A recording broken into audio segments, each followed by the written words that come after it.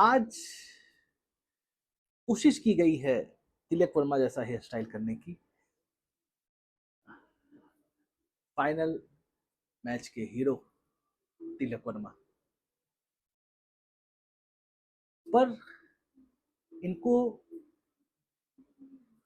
ब्राह्मण तिलक वर्मा बोले कि ओबीसी तिलक वर्मा बोले या राजपूत तिलक वर्मा बोले। मेरे समर्थकों को लग रहा है क्या बकवास कर गया, क्या इसने धतुरा वतुरा खा लिया है क्या, कैसी बातें कर रहा है। वो तो देश के लिए खेला था, वो नीली जर्सी में हमारे देश को रिप्रेजेंट कर रहा था। पर आपको ताज्जुब होगा कि जैसे ही हिंदुस्तान जीती और तिलक वर्मा हीरो के रूप में सामने आए तो अलग अलग जातियों के ठेकेदार और उनसे जुड़े पेज कभी उनको ओबीसी तिलक वर्मा साबित करने पे लग गए, तो कभी राजपूत तिलक वर्मा साबित करने पे लग गए। तो यहां तक भी आ गए कि वर्मा जी को शर्मा जी से जोड़ के ब्राह्मण साबित करने पे लग गए। और मजेदार बात यह है कि इनमें से कुछ ऐसे नेताओं के भी पेज हैं जो कि भारत को हिंदू राष्ट्र, सनातनी राष्ट्र बनाने की बात करते हैं एवं आए दिन कभी राजनाथ जी के साथ तो कभी योगी जी के साथ तस्वीर खिंचवा खिंचवा के राजपूत श्रेष्ठ है बताने की कोशिश करते हैं। ये जो पोस्ट डला है जिसमें खुद इनके समाज के लोग ही इनकी खिल्ली उड़ा रहे हैं कि भाई क्या जातिवाद फैला रहे हो। ये पोस्ट योगी जी से मिलने के 1 घंटे बाद डाला गया है।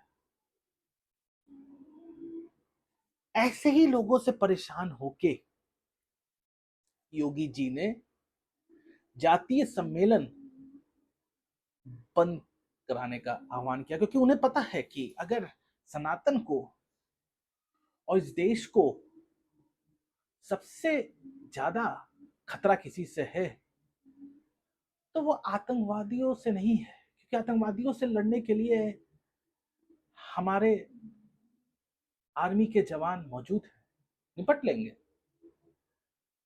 किसी भी तरह की परेशानी से भी इस देश को घबराने की जरूरत नहीं है। डिजास्टर आते हैं, अर्थक्वेक आया था गुजरात में, हम निपट लिए।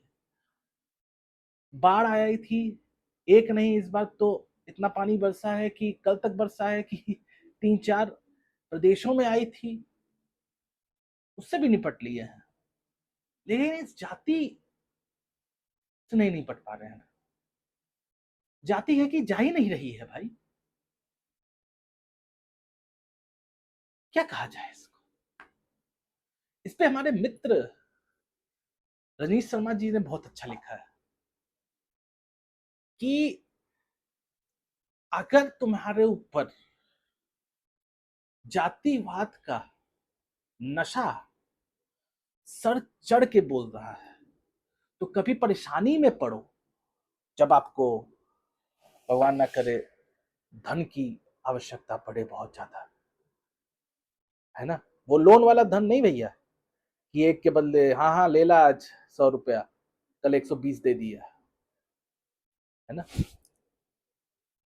परोपकार वाला धन। इतने बड़े आप नेता हैं भाई अपने अपने जाति के, तो परोपकार वाला अपने जाति के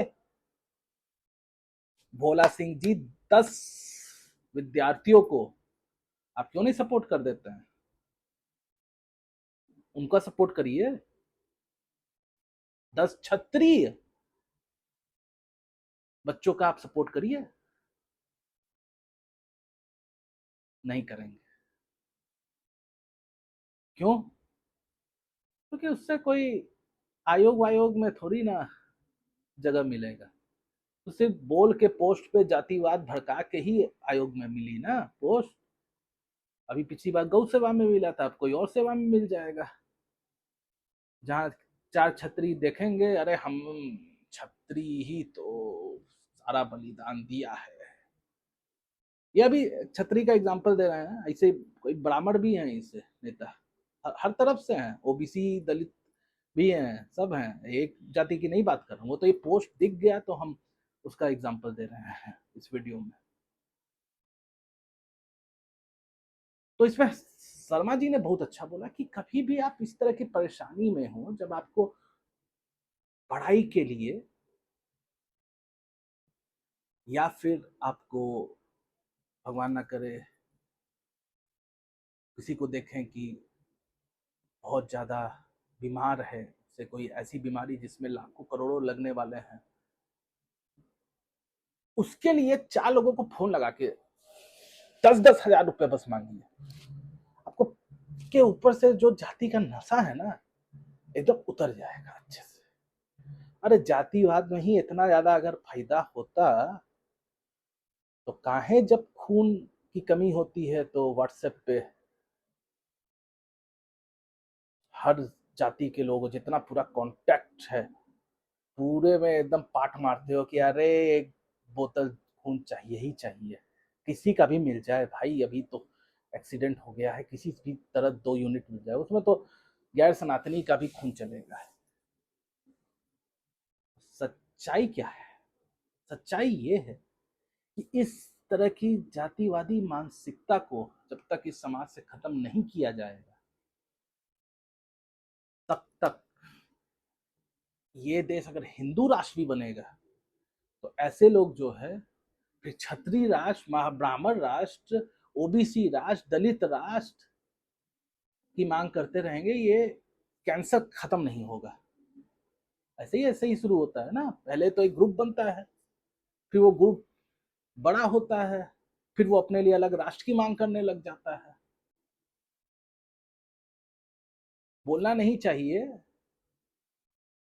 अगर इतनी ही राजपूत एकता थी तो अपने में आप लोग लड़े नहीं होते और हमारा देश गुलाम नहीं बना होता। कहाँ लड़ लिए थे भैया अपने में?